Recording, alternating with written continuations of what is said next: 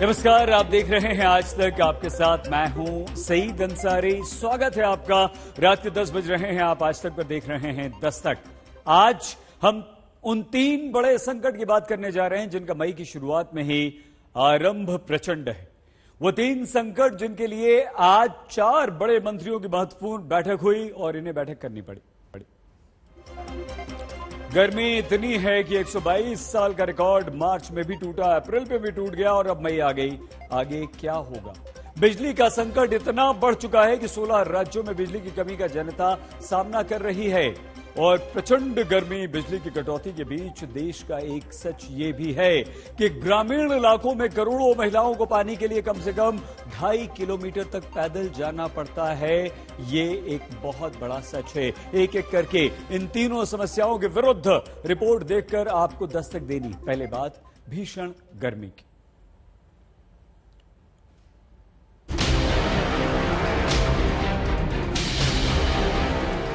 क्या मई आने से पहले ही कभी देखा था कि पौधे झुलसने लगे हों?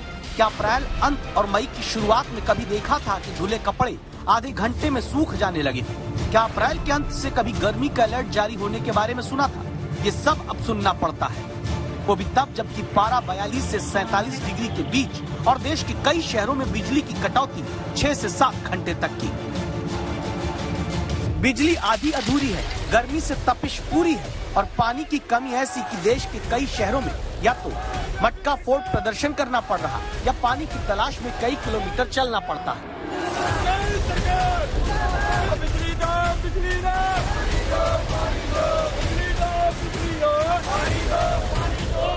ऐसे में आम आदमी दस्तक देकर पूछता है कि मई की शुरुआत में बिजली, पानी, गर्मी के प्रचंड संकट के आरंभ में जिए तो जिए कैसे?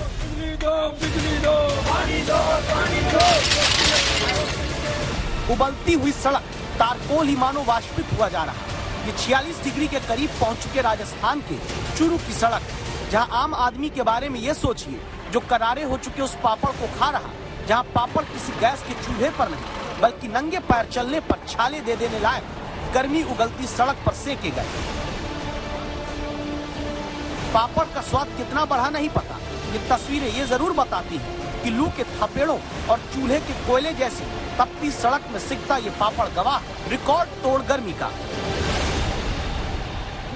चूरू के लोग बड़े प्रयोगधर्मी हो चले हैं। महंगाई में मानो गैस खर्च बचाने के लिए पारा तोड़ पड़ती गर्मी में तपी कार के बोनेट पर ही पापड़ सेक ले रहे हैं। ये बात सच है कि इसमें कोई पापड़ एकदम गैस जैसा नहीं सिक गया होगा, लेकिन करारी गर्मी में पापड़ को भी करारा कर दिया, ये दावा है। हमारे पास पापड़ पड़े थे, हमने सड़क पे और गाड़ी पे रखा तो 2-3 मिनट में पापड़ एकदम खरखरा हो गया और पापड़ सिक गया है। हालत ये कि दुनिया के तमाम शहरों का तापमान बताने वाले इंडेक्स में दुनिया के 15 सबसे गर्म शहर के बीच पाकिस्तान के बाद भारत के ही 7 शहर हैं। पिछले 24 घंटे में बीकानेर में 47 डिग्री के पार, गंगानगर में 46 डिग्री के पार, बाड़मेर में 46.8 डिग्री सेल्सियस, फलोदी में 46.6, जैसलमेर में 46.5 और महाराष्ट्र के ब्रह्मपुरी में 46.2, चंद्रपुर में 46 डिग्री का अधिकतम तापमान दर्ज किया गया।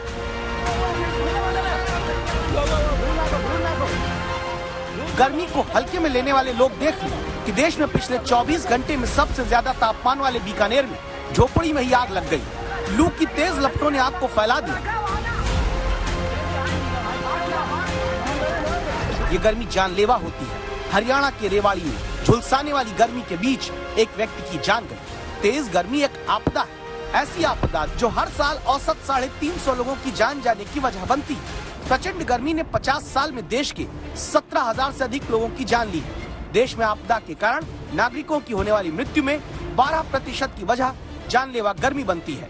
कैलिफोर्निया यूनिवर्सिटी की रिसर्च में दावा होता है कि खेती में हर 1 डिग्री सेल्सियस की वृद्धि 60 किसानों की आत्महत्या का कारण बनती है।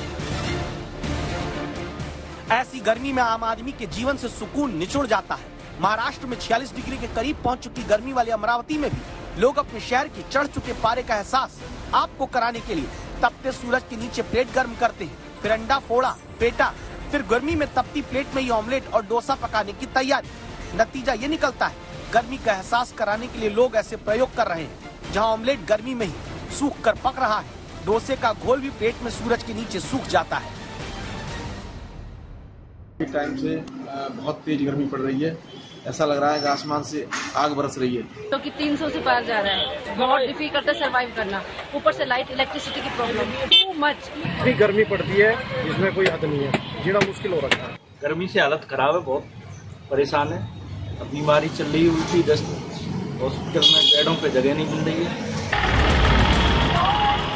संभव है कि आपका सवाल होगा कि गर्मी है तो इसमें सरकार और सरकारी व्यवस्था क्या करे। इसलिए हमने पता किया आपदा प्रबंधन के तहत गर्मी में क्या जिम्मेदारी सरकारों की होती है। इसके लिए हीट एक्शन प्लान पर काम किया जाता है, जिसमें सबसे अहम होता है बिजली की कम कटौती हो, पीने का साफ पानी मिले, मजदूरों के काम के घंटे में बदलाव सुनिश्चित कराया जाए, अस्पतालों में IV तरल पदार्थ, आइस पैक और ORS जरूरत के मुताबिक रहे।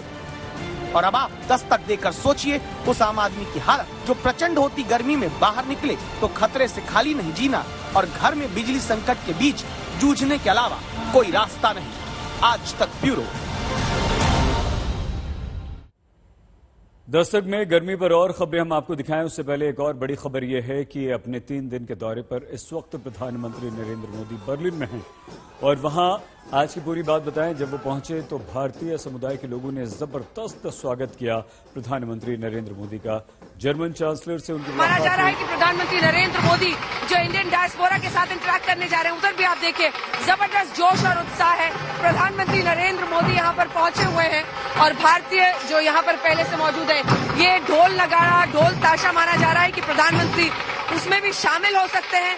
सामने भारतीयों का समूह है जो प्रधानमंत्री का इंतजार कर रहा है और अब एक बिल्कुल अलग अंदाज में यहाँ पर प्रधानमंत्री नरेंद्र मोदी पहुंच चुके हैं। प्रधानमंत्री नरेंद्र मोदी यहाँ पर मौजूद भारतीयों को वेव करते हुए, एक बार वो नजारा भी आपको दिखा रहे हैं। सड़क के उस पार तमाम भारतीय मौजूद है और उन सबको वेव करके प्रधानमंत्री उनका अभिवादन करते हुए अब इस इंडियन डायस्पोरा की तरफ बढ़ेंगे जो यहाँ पर है। और ये ढोल ताशे जो आज सुबह से ही आपको बजते हुए दिखाई दे रहे हैं, उसकी धूम देखिए, उसकी धमक देखिए। माना जा रहा है कि ये जो ढोल यहाँ पर रखा हुआ है प्रधानमंत्री नरेंद्र मोदी, ये देखिए, जैसा कि हमने बताया था आपको, प्रधानमंत्री नरेंद्र मोदी यहाँ पर ढोल ताशा बजाते हुए उन तमाम हिंदुस्तानियों के साथ जो रमन बाग मंच है यहाँ का जर्मनी का, उसके साथ प्रधानमंत्री ढोल की ताप पर यहाँ बजाते हुए जो जोश है, जोश इज हाई जिसे कहा जाता है और एक तरीका होता है जिसमें वो इस तरह से शामिल होकर भारतीयों का उत्साह और भी बढ़ाते हैं और फिर उसी अंदाज में प्रधानमंत्री नरेंद्र मोदी नजर आ रहे हैं, बिल्कुल अलग अंदाज में। थाप और ढोल ताशे की थाप पर वो यहाँ झूमते हुए भी दिखाई दे रहे हैं भारतीयों के साथ। और अंदर वित्त मंत्री निर्मला सीतारमण, विदेश मंत्री एस जयशंकर, PMO की तरफ से जितेंद्र सिंह भी आए हुए हैं और प्रधानमंत्री नरेंद्र मोदी अब आगे की तरफ बढ़ रहे हैं। ये नजारा हम आपको दिखा रहे हैं, ये देखिए प्रधानमंत्री नरेंद्र मोदी यहाँ से आगे बढ़ते हुए भारतीयों के साथ इंटरैक्ट करने के लिए अब अंदर जा रहे हैं। प्रधानमंत्री नरेंद्र मोदी का इंतजार अंदर मौजूद भारतीय कर रहे हैं पूरे जोश और उत्साह के साथ और माना जा रहा है कि उनकी जो अंदर में बातचीत होगी भारतीयों के साथ, उसमें सार निकल कर आएगा कि भारत जर्मनी में जो बसे हुए भारतीय हैं उनको लेकर क्या सोच रखते हैं और उनको लेकर क्या नीति आगे ले जा रहे हैं। तो एक बार यहाँ नजारा भी आपको दिखा देते हैं जो भारतीय यहाँ पर मौजूद है। बाहर से उन्हें देखिए, बाहर से यहाँ पूरे भारतीय मौजूद है जो जबरदस्त जोश और उत्साह दिख रहा है। उनका जोश और उत्साह देखिए, सड़क के उस पार से थे लेकिन प्रधानमंत्री ने चूंकि उनका अभिवादन किया तो उनका भी जोश बना हुआ है। पूरी सड़क पर इस कोने से उस कोने तक भारतीय मौजूद थे। कई जो खुशनसीब लोग थे वो तो अंदर पहुंच गए थे, लेकिन कई ऐसे लोग भी थे जो बाहर में ही जिन्हें इंतजार करना पड़ा और वो सब जवाब यहाँ ढोल की ताप पर, इधर आगे आ जाइए, ढोल की ताप पर देखिए आप सब झूमते हुए नजर आ रहे हैं। ये तस्वीर है इस वक्त जर्मनी की, आप देख रहे हैं बर्लिन में, जहां पर भारतीय समुदाय के साथ प्रधानमंत्री की ये शाम की मुलाकात है, उनके साथ इंटरैक्शन है और उन सब का नजारा यहाँ पर उत्साह दिख रहा है क्योंकि जो भारतीय यहाँ पर मौजूद है वो यहाँ पर जबरदस्त जोश के साथ दिख रहे हैं। आइए चलते हैं उनके पास और जल्दी से उनसे रिएक्शन ले लेते हैं कि उनकी आखिर क्या सोच है। ये भारतीयों का जोश है जो आप देख रहे हैं। मोदी मोदी दादू दादू दादू दादू मोदी मोदी मोदी मोदी मोदी मोदी देखकर अभिवादन किया, आप लोग खुश हुए? प्रधान बहुत खुश। भारत माता की जय, माता की जय, मोदी की वंदे मातरम, वंदे मातरम, वंदे मातरम, वंदे मातरम, वंदे मातरम, वंदे मातरम। प्रधानमंत्री माता की जय, मोदी की जय, दूंगा मोदी की जय। कसम मुझे इस मिट्टी की ऐसे बहुत सारे वंदे मातरम, वंदे मातरम, वंदे मातरम, वंदे मातरम, वंदे मातरम, वंदे मातरम। तो जोश यहाँ पर दिख रहा है तमाम भारतीयों का, जिन्होंने दूर से ही प्रधानमंत्री का नजारा देखे, लेकिन जबरदस्त उनमें खुशी दिखाई दी।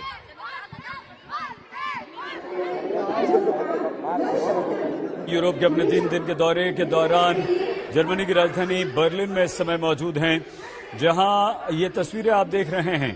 प्रधानमंत्री नरेंद्र मोदी बस पहुंच चुके हैं जब वो भारतीय समुदाय को संबोधित करेंगे, लेकिन उससे पहले प्रधानमंत्री नरेंद्र मोदी जब यहां पर पहुंचे तो वहां उनका भव्य पारंपरिक स्वागत किया गया भारतीय ढोल नगाड़े के साथ।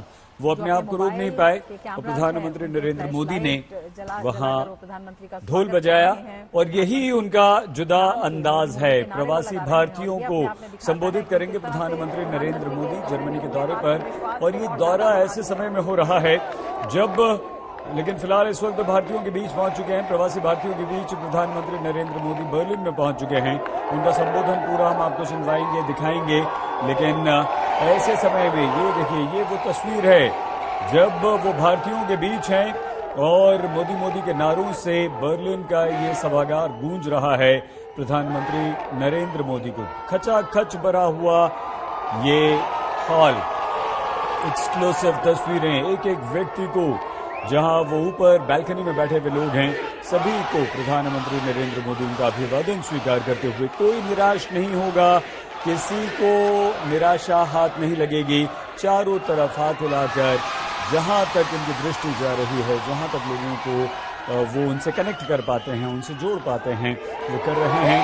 और 7 समंदर पार, हजारों किलोमीटर दूर, विदेश में, यूरोप में बसे ये लोग, जर्मनी में बसे ये लोग जब अपने देश के प्रधानमंत्री को देखते हैं तो उनका उत्साह बढ़ता है, उनमें जोश होता है, वो भावुक होते हैं और वो कनेक्ट करते हैं। उन्हें ये याद आता है कि वो भारतीय हैं और उन्हें भारत पर गर्व होता है।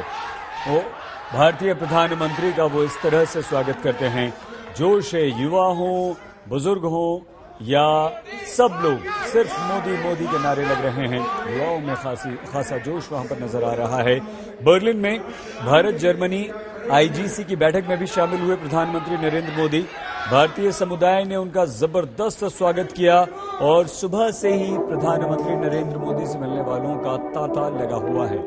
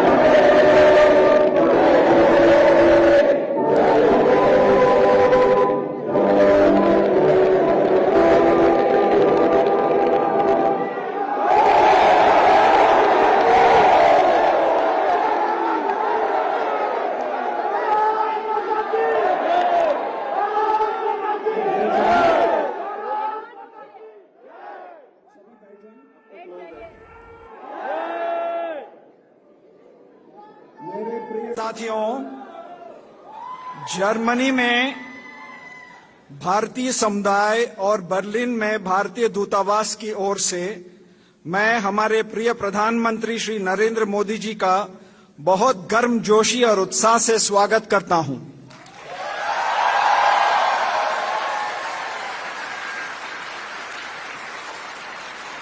आज हमारे यहाँ एकत्रित होने का आनंद हमारे प्रधानमंत्री जी की उपस्थिति से कई गुना बढ़ गया है। हमें ये अवसर प्रदान करने के लिए हम प्रधानमंत्री जी के आभारी रहेंगे। प्रिय साथियों, जर्मनी में भारतीय समुदाय आज 2 लाख से अधिक है। आप लोगों के निरंतर प्रयास और परिश्रम से आज भारतीय समुदाय जर्मनी में अपनी एक खास पहचान बना रहा है। यहाँ पढ़ रहे हमारे 30,000 से अधिक भारतीय छात्र भारत जर्मनी संबंधों के उज्जवल भविष्य का प्रतीक है। मुझे विश्वास है कि भारतीय समुदाय ऐसे ही प्रगति करते हुए भारत जर्मनी संबंधों को और मजबूत करता रहेगा। जर्मनी में भारतीय समुदाय भले ही बाकी देशों की तुलना में संख्या में छोटा है, लेकिन आपके प्रति प्यार, आदर और आपके स्वागत करने के जोश में कोई कमी नहीं है। इन्हीं शब्दों के साथ मैं आपसे निवेदन करता हूं कि हमारे प्रिय प्रधानमंत्री श्री नरेंद्र मोदी जी का तालियों की गड़गड़ाहट से स्वागत करें।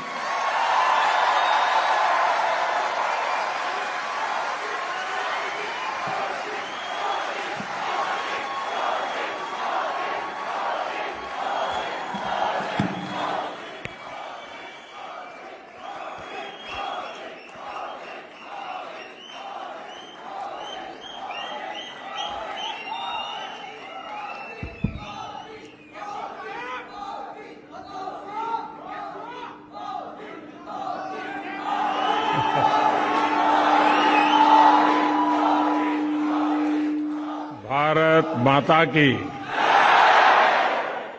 भारत माता की। नमस्कार।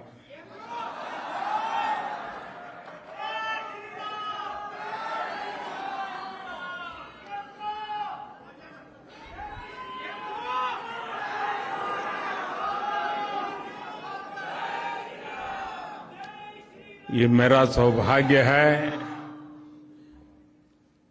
कि मुझे मां भारती के संतानों को आज जर्मनी में आकर के मिलने का अवसर मिला है।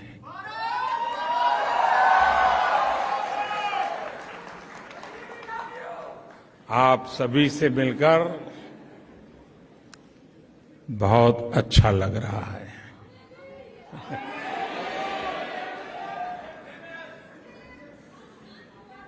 आप में से बहुत से लोग जर्मनी के अलग अलग शहरों से आज यहां बर्लिन पहुंचे हैं।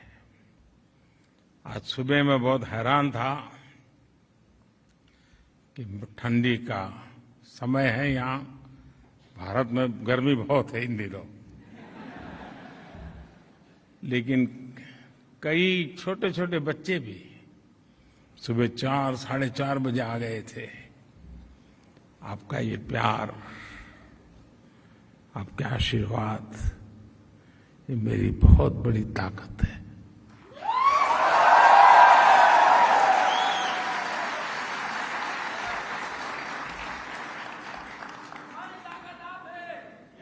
मैं जर्मनी पहले भी आया हूं, आप में से कई लोगों से पहले भी मिला हूं। आप में से कई लोग जब भारत आए हैं तब भी कभी कभी मिलने का मौका मिला है। और मैं देख रहा हूं कि हमारी जो नई पीढ़ी है, जो यंग जनरेशन है, ये बहुत बड़ी तादाद में नजर आ रहे हैं और इसके कारण युवा जोश भी है।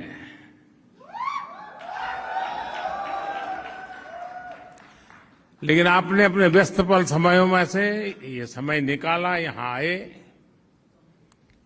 मैं हृदय से आप सबका बहुत आभारी हूं।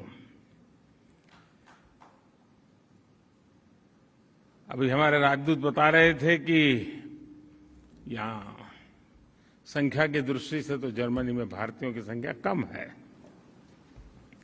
लेकिन आपके स्नेह में कोई कमी नहीं है।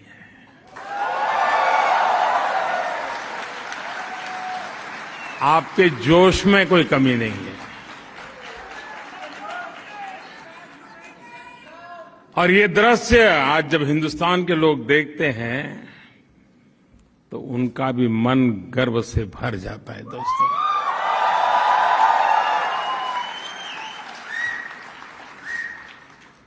साथियों, आज मैं आपसे न मैं मेरी बात करने आया हूं, न मोदी सरकार की बात करने आया हूं, लेकिन आज मन करता है कि जी भर के आप लोगों को करोड़ों करोड़ों हिंदुस्तानियों के सामर्थ्य की बात करूं, उनका गौरवगान करूं, उनके गीत गाऊं। और जब मैं कोटि कोटि हिंदुस्तानियों की बात करता हूं तो सिर्फ वो लोग नहीं जो वहां रहते हैं, वे लोग भी जो यहां रहते हैं। मेरी इस बात में दुनिया के हर कोने में बसने वाले मां भारती के संतानों की बात है। मैं सबसे पहले जर्मनी में सफलता के झंडे गाड़ रहे आप सभी भारतीयों को बहुत बहुत बधाई देता हूं, बहुत बहुत शुभकामनाएं देता हूं।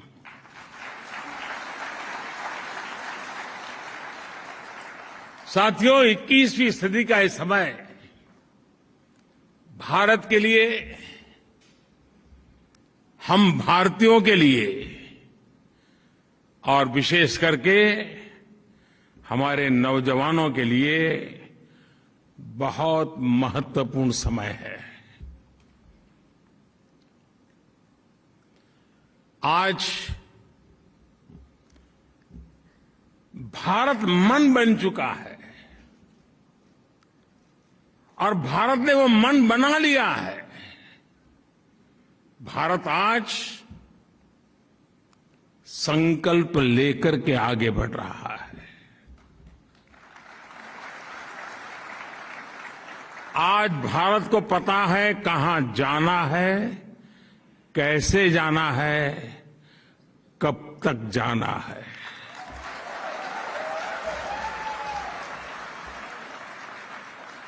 और आप भी जानते हैं कि जब किसी देश का मन बन जाता है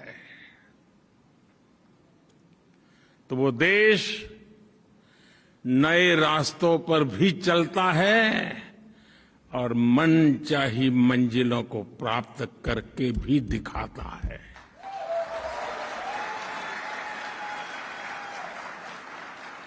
आज का आकांक्षी भारत, एस्पिरेशनल इंडिया, आज का युवा भारत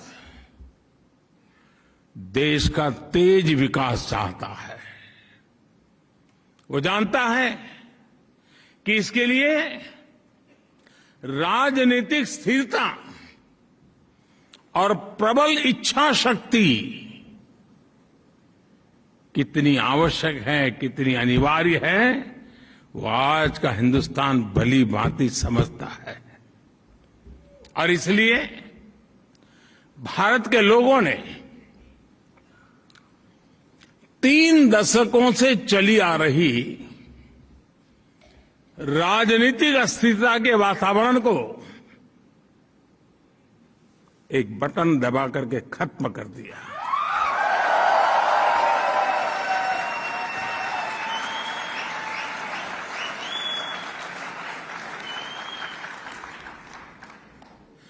भारत के मतदाता को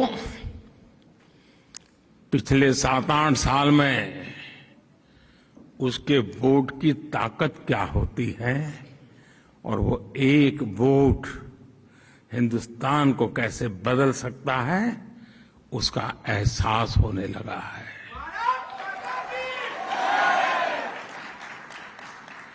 सकारात्मक बदलाव और तेज विकास की आकांक्षा ही थी कि जिसके चलते 2014 में भारत की जनता ने पूर्ण बहुमत वाली सरकार चुनी और 30 साल के बाद ऐसा हुआ है।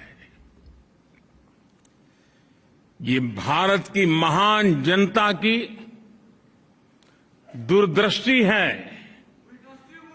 कि साल 2019 में उसने देश की सरकार को पहले से भी ज्यादा मजबूत बना दिया।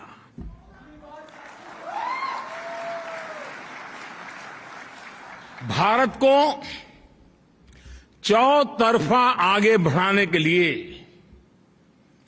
जिस तरह की निर्णायक सरकार चाहिए, वैसी सरकार को ही भारत की जनता ने सत्ता सौंपी है। मैं जानता हूं साथियों कि उम्मीदों का कितना बड़ा आसमान हमसे जुड़ा हुआ है, मुझसे जुड़ा हुआ है। लेकिन मैं ये भी जानता हूं कि मेहनत की पराकाष्ठा करके खुद को खपाकर कोटि कोटि भारतीयों के सहयोग से,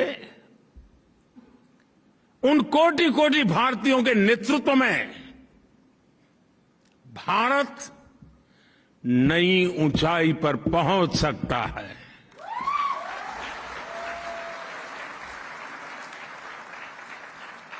भारत अब समय नहीं गंवाएगा।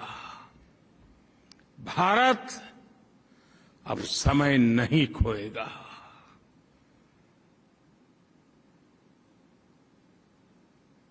आज वक्त क्या है, इस वक्त का सामर्थ्य क्या है और इसी वक्त में पाना क्या है, वह हिंदुस्तान भली भांति जानता है।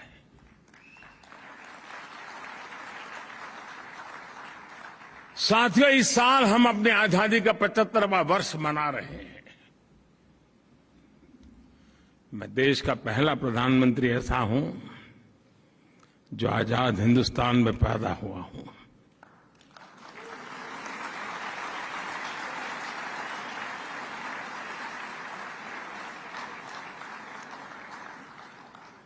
भारत जब अपनी आजादी के 100 वर्ष मनाएगा,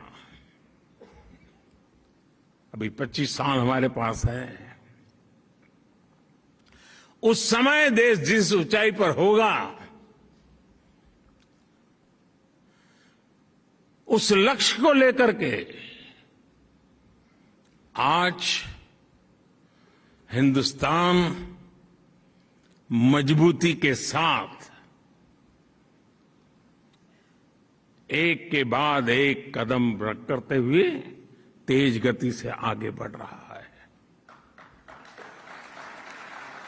साथियों, भारत में ना कभी साधनों की कमी रही और ना ही संसाधनों की कमी रही। आजादी के बाद देश ने एक मार्ग तय किया, एक दिशा तय की, लेकिन समय के साथ जो बहुत सारे परिवर्तन होने चाहिए थे, जिस तेजी से होने चाहिए थे, जितने व्यापक होने चाहिए थे, किसी न किसी कारण से हम कहीं पीछे छूट गए। विदेशी हुकूमत ने भारतीयों का साल दर साल जो आत्मविश्वास कुचला था,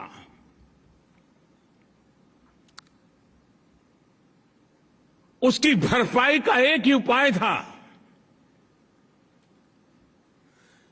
फिर से एक बार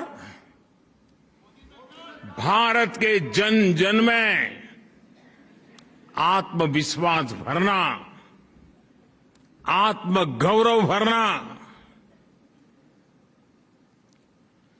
और उसके लिए सरकार के प्रति भरोसा बनना बहुत जरूरी था।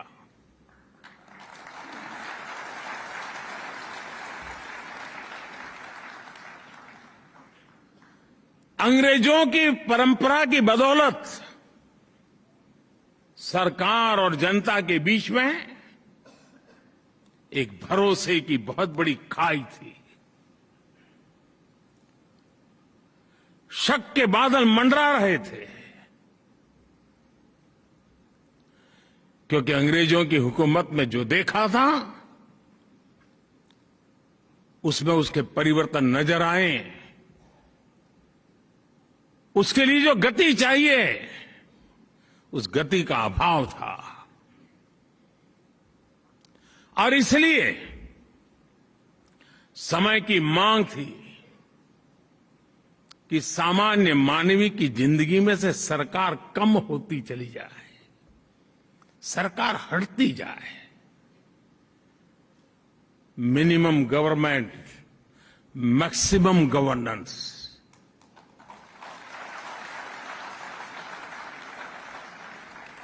जहां जरूरत हो वहां सरकार का अभाव नहीं होना चाहिए, लेकिन जहां जरूरत न हो वहां सरकार का प्रभाव भी नहीं होना चाहिए।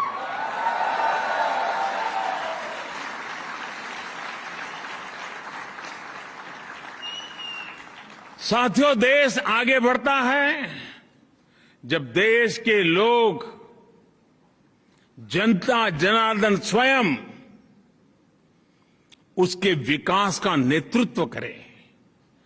देश आगे बढ़ता है जब देश के लोग आगे आकर के उसकी दिशा तय करें। अब आज के भारत में सरकार नहीं, मोदी नहीं, बल्कि देश की कोटि कोटि जन ड्राइविंग फोर्स पर बैठे हुए हैं।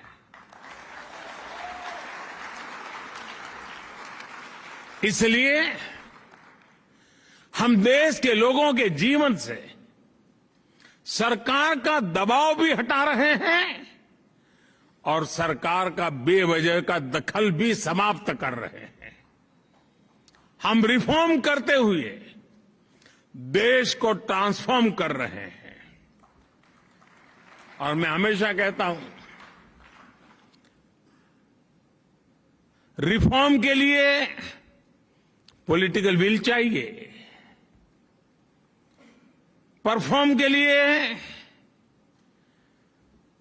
गवर्नमेंट मशीनरी का एस्टैब्लिशमेंट चाहिए, और रिफॉर्म के लिए जनता जनार्दन की भागीदारी चाहिए। और तब जाकर के रिफॉर्म, परफॉर्म, ट्रांसफॉर्म की गाड़ी आगे बढ़ती है। आज भारत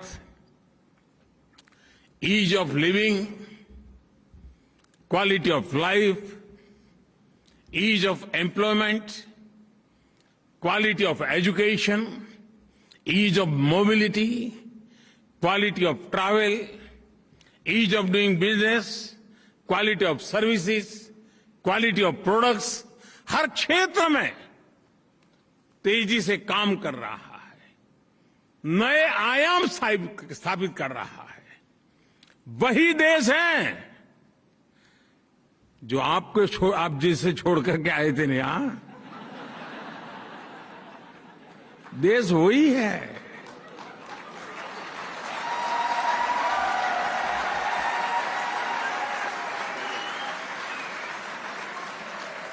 ब्यूरोक्रेसी भी वही है,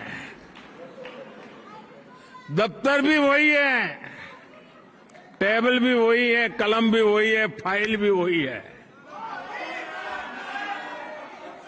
वही सरकारी मशीन है, लेकिन अब नतीजे बहुत बेहतर मिल रहे हैं।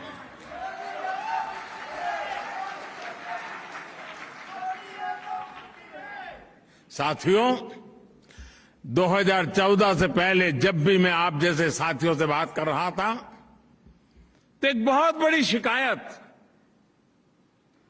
और आपको भी पुराने दिन याद होंगे या कभी आज जाते होंगे तो देखते होंगे, जहां भी देखो लिखा होता था वर्क इन प्रोग्रेस।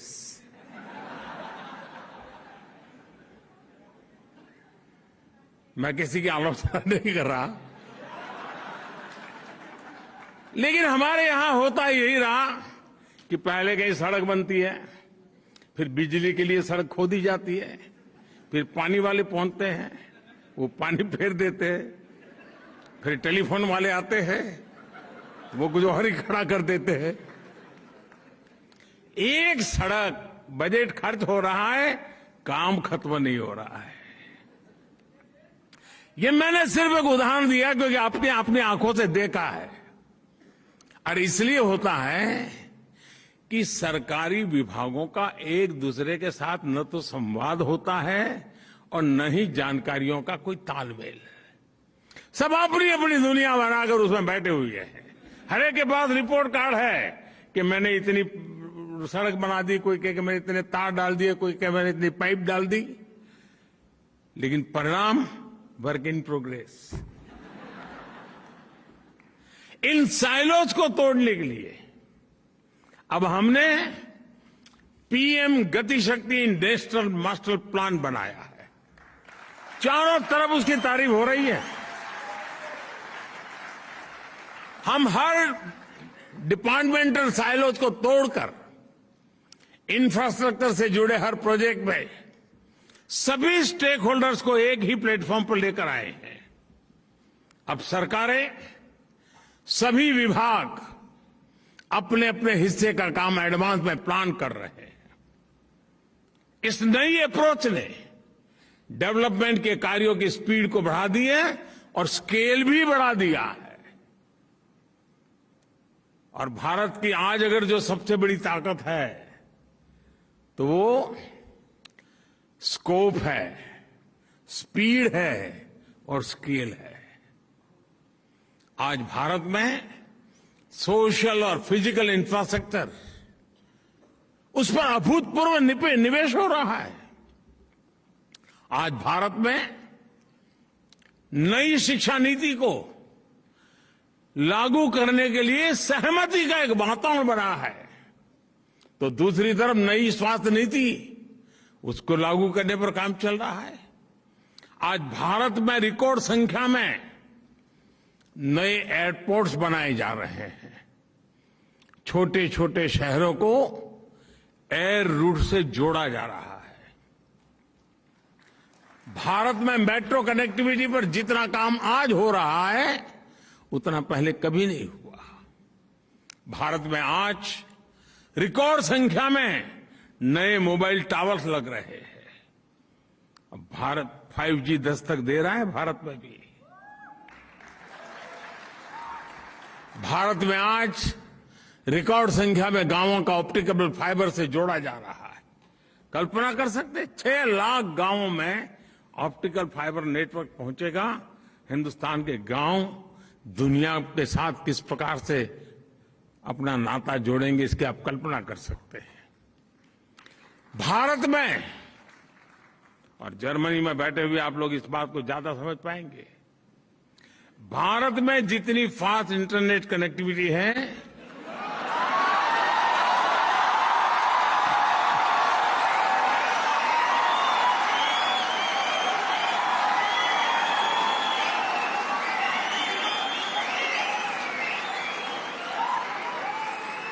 और इतना ही नहीं,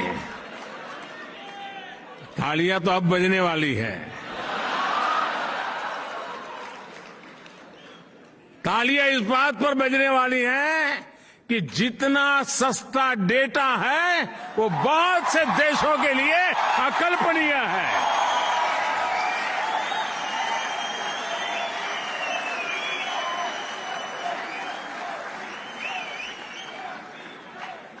पिछले साल पूरी दुनिया में हुए रियल टाइम डिजिटल पेमेंट्स, कान खोल दो, रियल टाइम डिजिटल पेमेंट में से मैं पूरी दुनिया की बात कर रहा हूं। अब भारत छोटा नहीं सोचता है।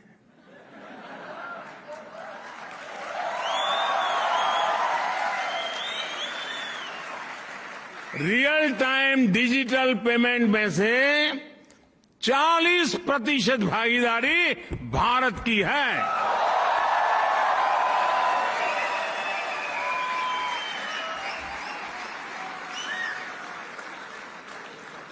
साथियों, मैं एक और बात आपको बता दूं, जिसे जानकर पता नहीं आप बैठे रहेंगे कि नहीं बैठे रहेंगे, लेकिन आपको जरूर अच्छा लगेगा। भारत में अब ट्रैवल करते समय, कहीं आते जाते समय जेब में कैश लेकर चलने की मजबूरी करीब करीब खत्म हो चुकी है।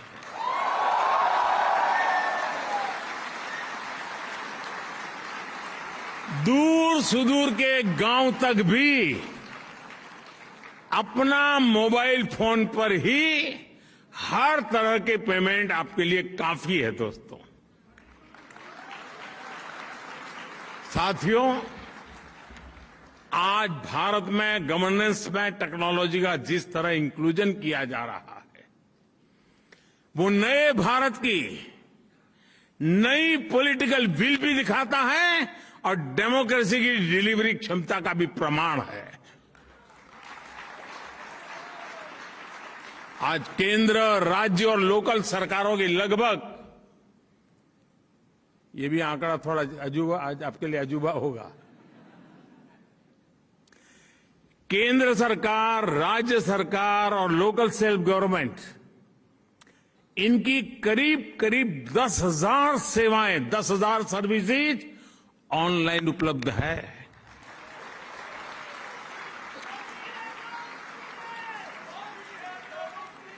सरकारी मदद हो, स्कॉलरशिप हो, किसान को फसल की कीमत हो, सब कुछ अब डायरेक्ट बैंक अकाउंट में ट्रांसफर होते हैं। अब किसी प्रधानमंत्री को ये कहना नहीं पड़ेगा कि मैं दिल्ली से 1 रुपया भेजता हूं और 15 पैसा पहुंचते हैं।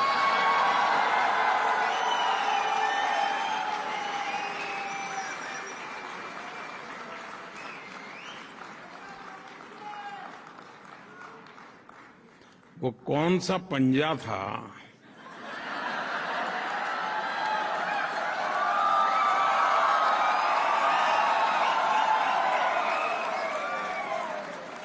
जो 85 पैसा घिस लेता था?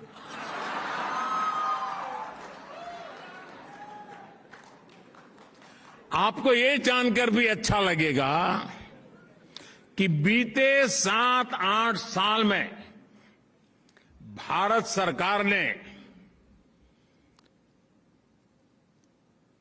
आंकड़े याद रहेंगे, मैं इतना सारा बता रहा हूं,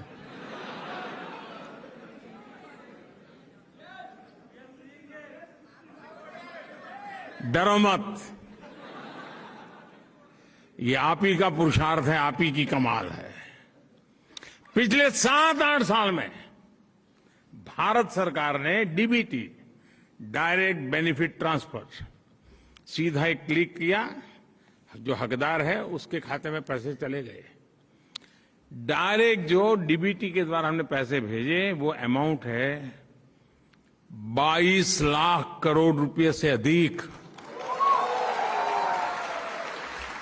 यानी अब आप जर्मनी में हैं तो आपको बता दूं, $300 बिलियन से भी ज्यादा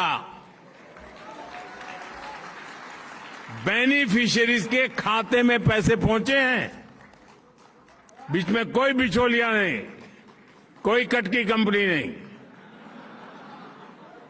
कहीं कट मनी नहीं। इस वजह से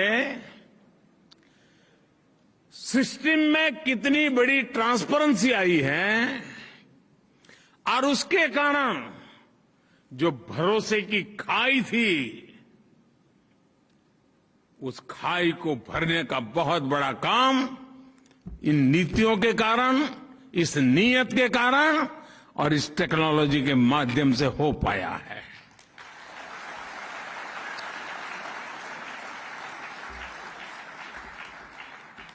साथियों,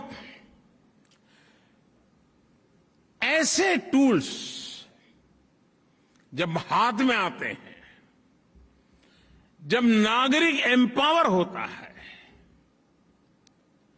तो बहुत स्वाभाविक है वो आत्मविश्वास से भर जाता है। वो खुद संकल्प लेना शुरू करता है और स्वयं संकल्प को सिद्धि में परिवर्तित करने के लिए परिश्रम की पराकाष्ठा करके देखता है और तब जाकर के देश दोस्तों आगे बढ़ता है।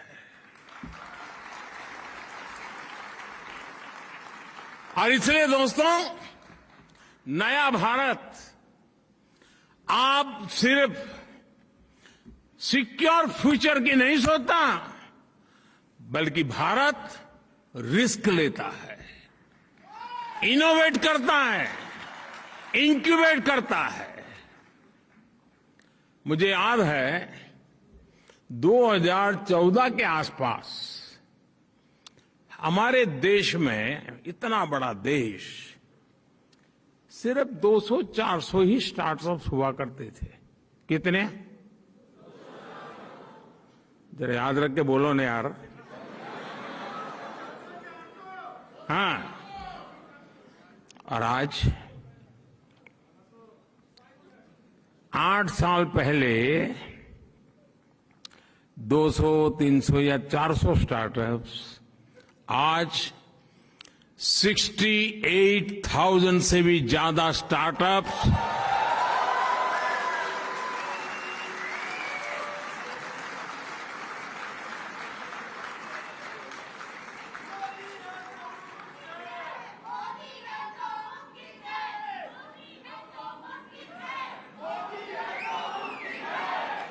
दोस्तों, मुझे बताइए, आपने सुनने के बाद कहां 400, कहां 68,000,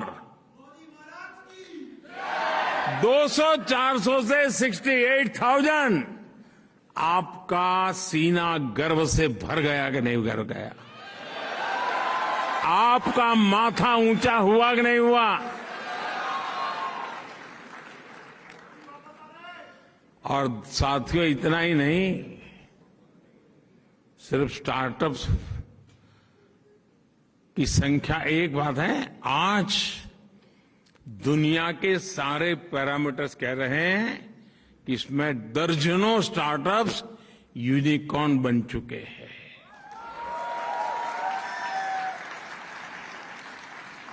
और अब मामला यूनिकॉर्न पर अटका नहीं है दोस्तों। आज मैं गर्व से कहता हूं कि मेरे देश में बहुत सारे यूनिकॉर्न्स देखते ही देखते डेकाकॉर्न भी बन रहे हैं, यानी $10 बिलियन का लेवल भी पार कर रहे हैं। मुझे याद है, मैं जब गुजरात में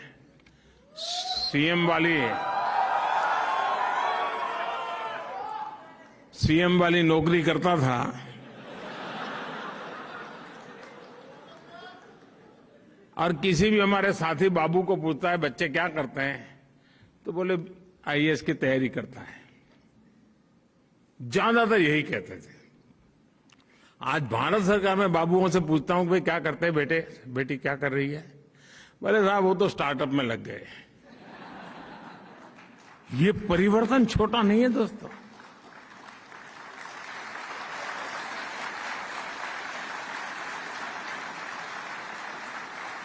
साथियों, मूल बात क्या है? मूल बात यही है, आज सरकार इनोवेटर्स के पांवों में जंजीर डालकर नहीं, उनमें जोश भर करके उन्हें आगे बढ़ा रही है।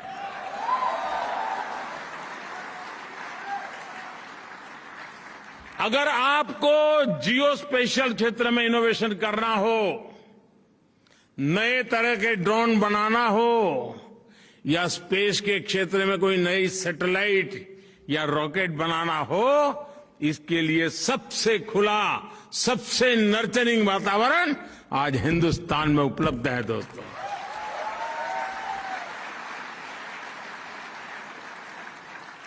एक समय में भारत में कोई नई कंपनी रजिस्टर कराने चाहता था तो उसे रजिस्ट्री में कागज डालने के बाद वो भूल जाता था, तब तक रजिस्ट्री नहीं होती थी। महीने लग जाते थे। जब भरोसा बढ़ जाता है, सरकार का नागरिकों पर भरोसा बढ़ता है, नागरिकों का सरकार पर भरोसा बढ़ता है, अविश्वास की खाई खत्म होती है। नतीजा ये आता है कि आज अगर कंपनी रजिस्टर करनी है तो 24 घंटे लगते हैं दोस्तों, 24 घंटे।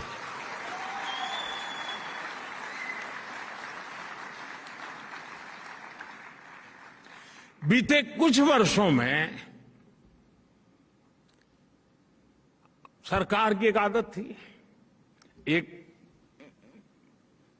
चेंबर हो ऑफिस का, 6 टेबल हो। नंबर 1 ने जनवरी में आपसे कुछ चीजें मांगी,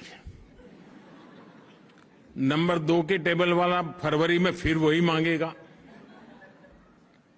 फिर नंबर 5 वाला टेबल फरवरी एंड में कहेगा यार वो कागज लाओ जरा, मुझे जरूरत है। यानी नागरिकों को लगातार हजारों की तादाद में दोस्तों कंप्लेंट, ये लाओ वो लाओ, ये लाओ वो लाओ। और वो लेकर के क्या करते थे वो जाने और आप जाने।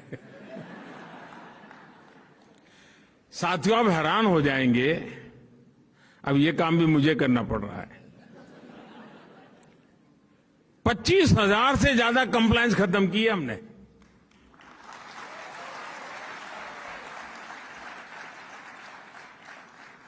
इतना ही नहीं, मैं 2013 में चुनाव के लिए तैयारी कर रहा था, क्योंकि मेरी पार्टी ने घोषित कर दिया था कि इसको प्रधानमंत्री बनाने वाले हैं। तो मैं जाता गया से भाषण करता था लोगों से। तो एक दिन दिल्ली में सब व्यापारियों ने मुझे बुलाया, तो व्यापारी का बड़ा सम्मेलन था और उसमें जो मेरे आगे सज्जन बोल रहे थे वो कह रहे थे देखिए वो कानून बना है, वो कानून बना है, ये कानून बना है, इसका कानून बना, सारा ढेर सारे कानून बता रहे थे। अब चुनाव के समय तो सब लोग यही कहते हैं ठीक है मैं कर लूंगा, लेकिन दोस्तों मैं जरा दूसरी मिट्टी का इंसान हूं।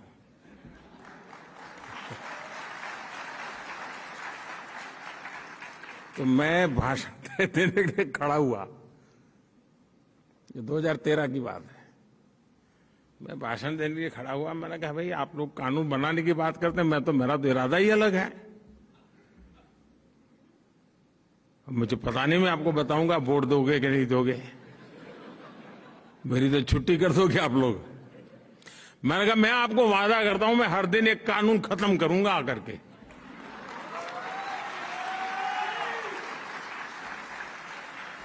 बहुत लोगों को आश्चर्य हुआ था कि ये इंसान को कुछ समझ नहीं है रहा सरकार क्या होती है, ऐसे ही माना होगा और क्या।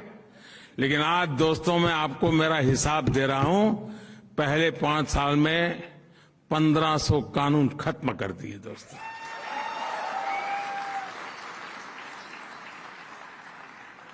ये सब क्यों? ये नागरिकों पर ये कानूनों की जंजाल का बोझ क्यों? ये भारत देश आजाद हो चुका है ना, देश मोदी का नहीं है, देश 130 करोड़ नागरिकों का है।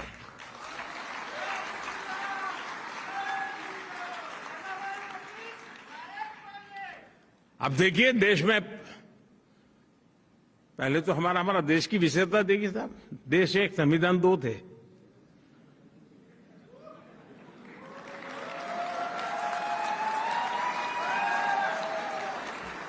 क्यों इतनी देर लगी? पुराने जमाने में कहते थे ट्यूबलाइट।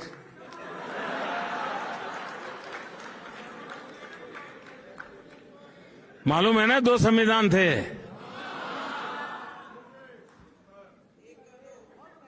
सात दशक हो गए दोस्तों, 7 दशक हो गए एक देश एक संविधान लागू करते करते। अब लागू हुआ दोस्तों।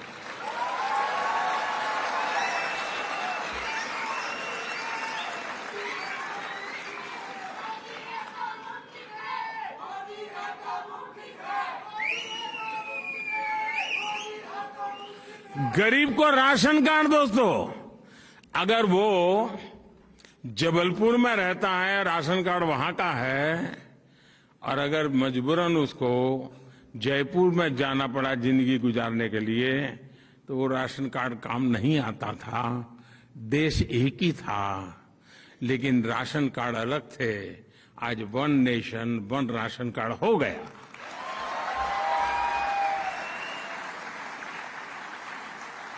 पहले कोई देश में इन्वेस्टमेंट करने आता था, गुजरात में जाता था तो एक टैक्सेशन, महाराष्ट्र जाता था दूसरा टैक्सेशन, बंगाल में जाता था तीसरा टैक्सेशन। अगर उसकी 3-4 कंपनियां, एक कंपनी गुजरात में, दूसरी कंपनी महाराष्ट्र में, तीसरी बंगाल, तो तीनों जगह पे अलग अलग चार्टर्ड अकाउंटेंट को अलग अलग कानूनों से कारोबार चलता था। दोस्तों आज टैक्स व्यवस्था एक जैसी लागू हो गई कि नहीं हो गई? और हमारी वित्त मंत्री यहां बैठी है, निर्मला जी।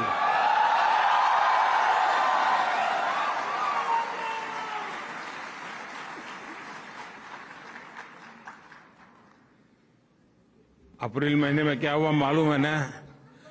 जीएसटी का रिकॉर्ड कलेक्शन हो गया है 1,68,000 रुपीज, 1,68,000 करोड़। 1 नेशन 1 टैक्स की दिशा में ये मजबूती के साथ हुआ कि नहीं हुआ दोस्तों? साथियों, मेक इन इंडिया आज आत्मनिर्भर भारत का ड्राइविंग फोर्स बन रही है। आत्मविश्वास से भरा भारत आज प्रोसेस ही आसान नहीं कर रहा है, बल्कि प्रोडक्शन लिंक इंसेंटिव से इन्वेस्टमेंट को सपोर्ट भी कर रहा है। इसका बड़ा प्रभाव भारत से होने वाले एक्सपोर्ट पर भी दिख रहा है। अभी कुछ दिन पहले हमने $400 बिलियन एक्सपोर्ट का रिकॉर्ड तोड़ दिया।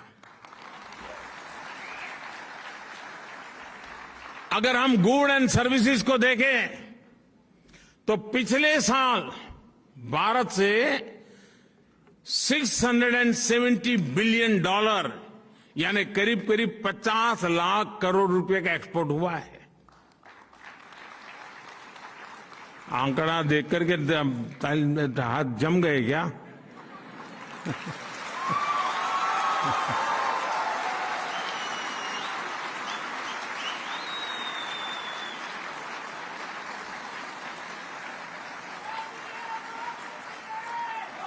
भारत के अनेक नए जिले नए नए देशों में नए नए डेस्टिनेशन पर एक्सपोर्ट के लिए अपना दायरा बढ़ा रहे हैं और तेजी से एक्सपोर्ट हो रहा है।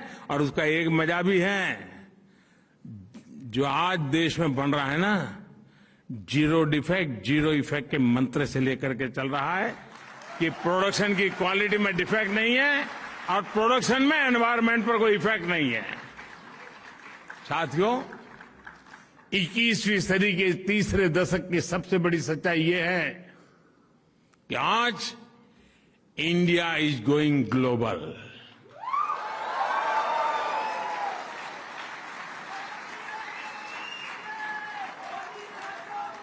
कोरोना के इसी काल में भारत ने 150 से ज्यादा देशों को जरूरी दवाइयां भेजकर अनेकों जिंदगियां बचाने में मदद की।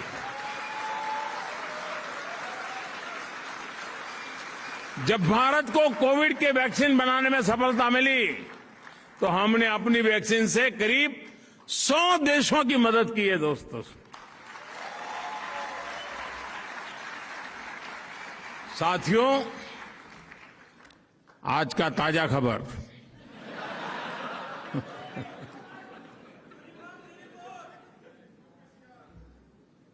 रुकावट के लिए खेद है।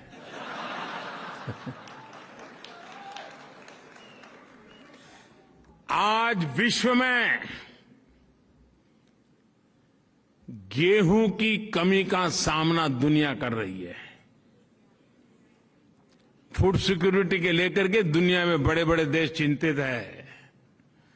उस समय हिंदुस्तान का किसान दुनिया का पेट भरने के लिए आगे आ रहा है।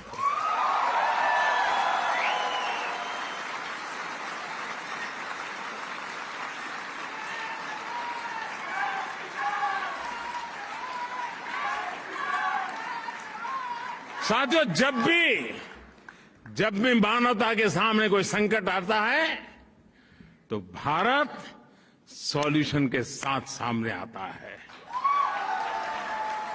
जो संकट लेके आते हैं, संकट उनको मुबारक, सॉल्यूशन लेकर के हम आते हैं, दुनिया का अच्छा जयकार हो जाता है।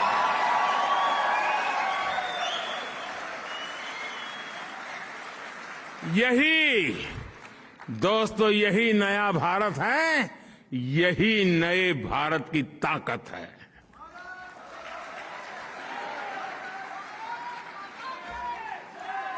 आप में से जो लोग वर्षों से भारत नहीं गए हैं, शर्मिंदगी मत महसूस करो, लेकिन उनको जरूर लगता होगा आखिर ये हुआ कैसे,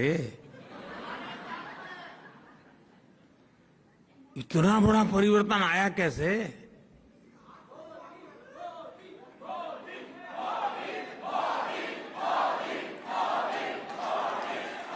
जी नहीं साथियों, आपका आंसर गलत है।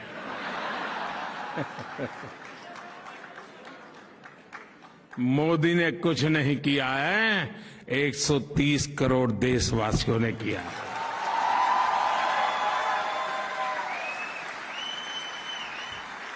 साथियों, ग्लोबल होते भारत में आपका योगदान भी बहुत होने वाला है, अहम होने वाला है। आज भारत में लोकल के प्रति जो क्रेज पैदा हुआ है वो वैसा ही है जब आजादी के आंदोलन के समय स्वदेशी वस्तुओं के लिए पैदा हुआ था। अरसे तक हमने देखा कि लोग ये बताया करते थे कि ये चीज हमने उस देश से खरीदी है, ये चीज उस देश की है, लेकिन आज भारत के लोगों में अपने स्थानीय उत्पादों को लेकर के गर्व की नई अनुभूति आई है। आपको भी पता होगा, आज से 20 साल 10 साल पहले जब आप घर चिट्ठी लिखते थे कि मैं फलानी तारीख को आ रहा हूं, तो फिर घर से चिट्ठी आती थी, आते समय ये ले आना। आज जब जाते हो तो घर से चिट्ठी आती है कि यहां सब मिलता है, मत लाना।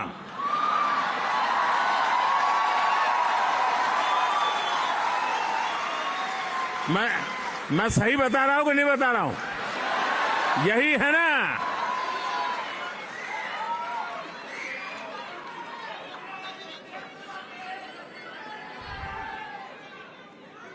दोस्तों, यही ताकत है और इसलिए मैं कहता हूं वोकल फॉर लोकल। लेकिन आपका लोकल यहां वाला नहीं।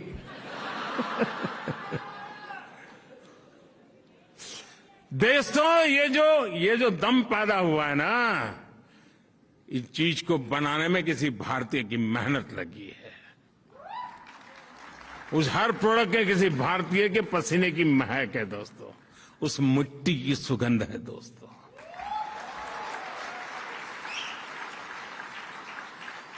और इसलिए जो हिंदुस्तान में बना हुआ हो, हिंदुस्तान की मिट्टी की जिसमें सुगंध हो, हिंदुस्तान के युवा का जिसमें पसीना लगा हो, वो हमारे लिए फैशन स्टेटमेंट होना चाहिए दोस्तों।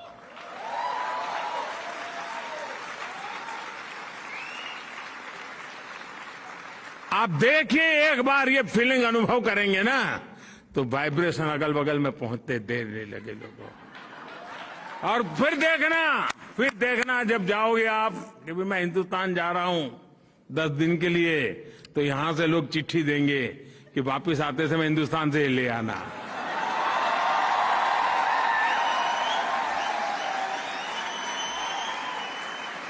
ऐसा होना चाहिए कि नहीं होना चाहिए? ये काम आपको करना चाहिए कि नहीं करना चाहिए? देशियों में एक शानदार उदाहरण बताता हूं आपको।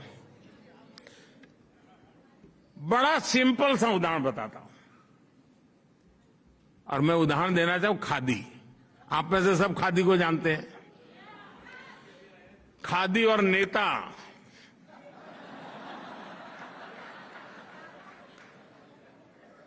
चोली दामन का नाता था। नेता और खादी अलग नहीं होते थे। खादी आते ही नेता दिखता था, नेता दिखते ही खादी दिखती थी। जिस खादी को महात्मा गांधी ने जिया, जिस खादी ने भारत में आजादी के आंदोलन को ताकत दी, लेकिन दुर्भाग्य से आजादी के बाद उस खादी का भी वही हाल हुआ जो आजादी के दीवानों के सपनों का हुआ था। क्या देश का दायित्व नहीं था? जिस खादी से गरीब मां को रोजी मिलती है, जिस खादी से विधवा मां को अपने बच्चों को बड़ा बनाने के लिए सहारा मिलता था, लेकिन धीरे धीरे धीरे उसको उसके नसीब पर छोड़ दिया गया और एक प्रकार से वो मृत्यु के कगार पर आके खड़ा था। मैं मुख्यमंत्री बना तो मैंने बीड़ा उठाया।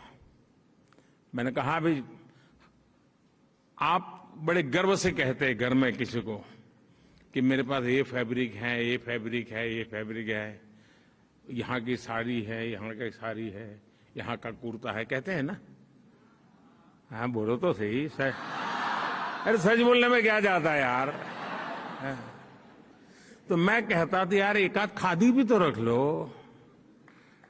मेरे पास ये फैब्रिक है, फैब्रिक, खादी भी रख लो। साथियों, बात बहुत छोटी थी,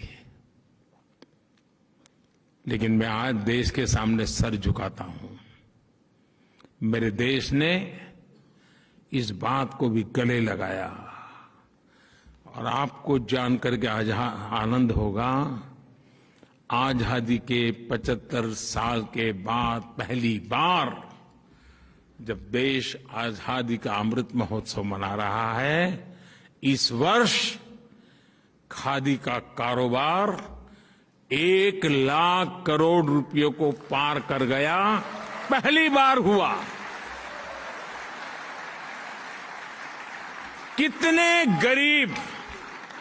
कितने गरीब विधवा माताओं को रोजी रोटी मिली होगी। देखो, पिछले 8 साल में खादी के उत्पादन में जो लगभग 250% की वृद्धि हुई है। और आप दायरा देखिए दोस्तों, मैं जिस मिजाज से स्टार्टअप की बात करता हूं ना, उसी मिजाज से खादी की भी बात करता हूं।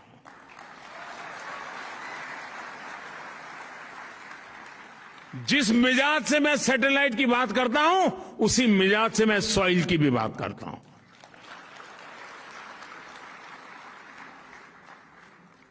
साथियों, आज मैं आप सभी से ये आग्रह करूंगा कि भारत के लोकल को ग्लोबल बनाने में आप भी मेरा साथ दीजिए।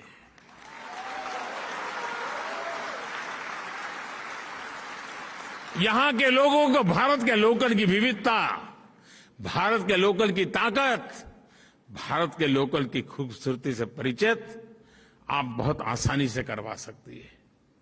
सोचिए, दुनिया में इतना बड़ा इंडियन डायस्पोरा, हर देश में फैला इंडियन डायस्पोरा, और इंडियन डायस्पोरा की विशेषता यह है, जैसे दूध में शक्कर मिल जाती है ना, वैसा ही मिल जाता है ये।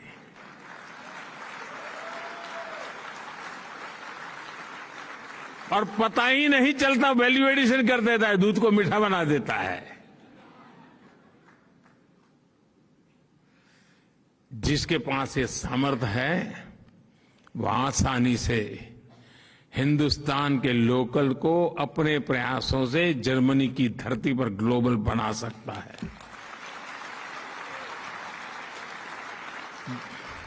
करोगे? कैसी आवाज दब गई? करोगे? कहने में क्या जाता है, मोदी जी कहां दोबारा आए। दोस्तों, मैं आप पे भरोसा करता हूं, आप करेंगे, मुझे विश्वास है। दोस्तों, मैं आपको एक और बात याद दिलाना चाहता हूं। हमारा योग हो, हमारा आयुर्वेद हो, हमारी ट्रेडिशनल मेडिसिन के प्रोडक्ट्स हो, आप कल्पना नहीं कर सकते इसका आज इतना पोटेंशियल है। आप हिंदुस्तान से हैं ऐसा कहते ही सामने वाला आपको पूछता होगा, योग जानते हो? पूछता है कि नहीं पूछता है? और आप कुछ भी नहीं जानते, सिर्फ नाक पकड़ना बता दोगे तो भी मानेगा हाँ यार ये मास्टर है।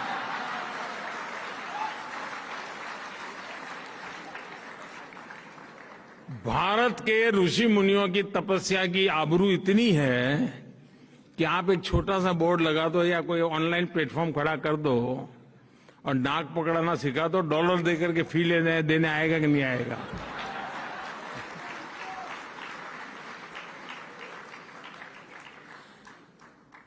क्या ब्रांड वैल्यू बनाई होगी अपने ऋषियों ने साहब, हैं? हजारों वर्ष पहले ऋषि मुनियों ने जो तप करके छोड़ दिया रास्ता, आज दुनिया गला लगा रही है। लेकिन क्या आप उसके साथ जुड़े हैं क्या? मैं आपसे आग्रह करूंगा, 21 जून को इंटरनेशनल योगा डे है, बहुत दूर नहीं है। अभी से टोलियां बना करके चारों तरफ छा जाइए दोस्तों, हर किसी को नाक पकड़ना सिखा दो दोस्तों।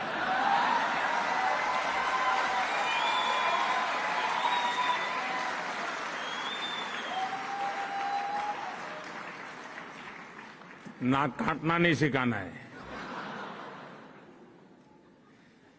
साथियों, आज आपके बीच एक विषय की चर्चा करना चाहता हूं, वो है क्लाइमेट एक्शन। भारत में क्लाइमेट चैलेंज से निपटने के लिए हम पीपल पावर से टेक पावर तक हर समाधान पर काम कर रहे हैं। बीते 8 साल में हमने भारत में एलपीजी कवरेज को 50% से आसपास से बढ़ाकर करीब 100% कर दिया।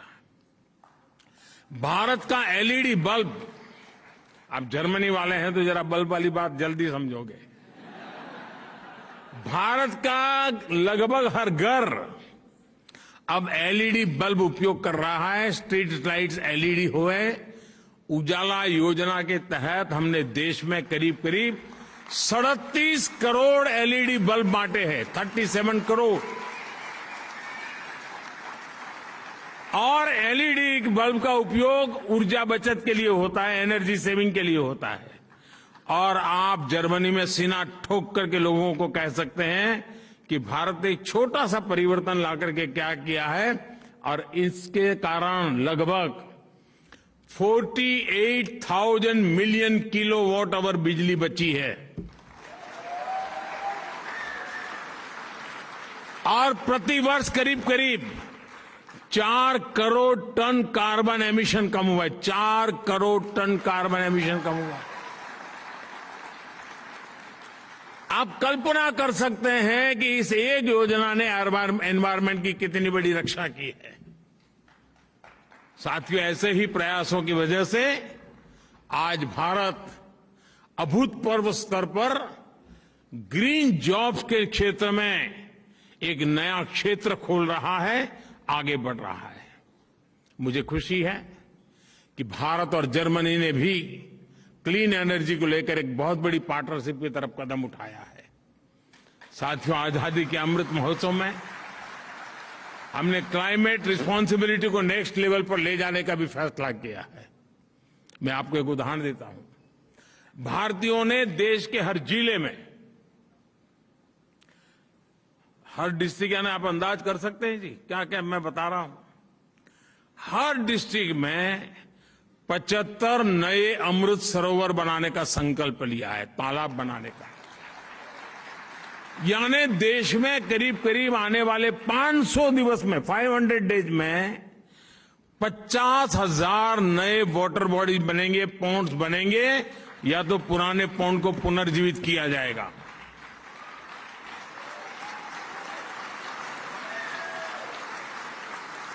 जल ये जीवन है, जल है तो कल है। नारे तो बहुत अच्छे लगते हैं, लेकिन जल के लिए भी तो पसीना बहाना पड़ता है दोस्तों। क्या आप इस अभियान से जुड़ सकते हैं? आप जिस गांव से आए हैं, उस गांव में एक तालाब बने, उस तालाब बनाने में आपका भी सहयोग हो, आप भी उनको प्रेरित करें, और आजादी के अमृत महोत्सव में अमृत सरोवर बनाने में दुनिया में फैले हुए हर हिंदुस्तानी का योगदान था। आप कल्पना कर सकते हैं आपको कितना आनंद होगा। साथियों, भारत की बेहतरीन समझ रखने वाले मशहूर जर्मन विद्वान मैक्स मूलर ने इंडो यूरोपियन वर्ल्ड के शेयर्ड फ्यूचर की बात की थी। आप में से सब लोग यहां दिन में 10 बार उसका उल्लेख करते होंगे। 21वीं सदी में उनको जमीन पर उतारने का ये बेहतरीन समय है। भारत और यूरोप की मजबूत साझेदारी दुनिया में पीस और प्रॉस्पेरिटी सुनिश्चित कर सकती है। ये साझेदारी निरंतर बढ़ती रहे। आप भी इसी उत्साह और उमंग के साथ मानव कल्याण के लिए, भारत के कल्याण में कुछ न कुछ योगदान देते रहें, क्योंकि हम तो वसुधैव कुटुंबकम वाले लोग हैं। साथियों, आप जहां हो बहुत आगे बढ़ो, फलो फूलो, आपके सारे सपने पूरे हो, ये मेरी आपके लिए बहुत बहुत शुभकामनाएं हैं। और 130 करोड़ देशवासियों की शुभकामनाएं आपके साथ हैं। आप खुश रहे, स्वस्थ रहे। बहुत बहुत धन्यवाद।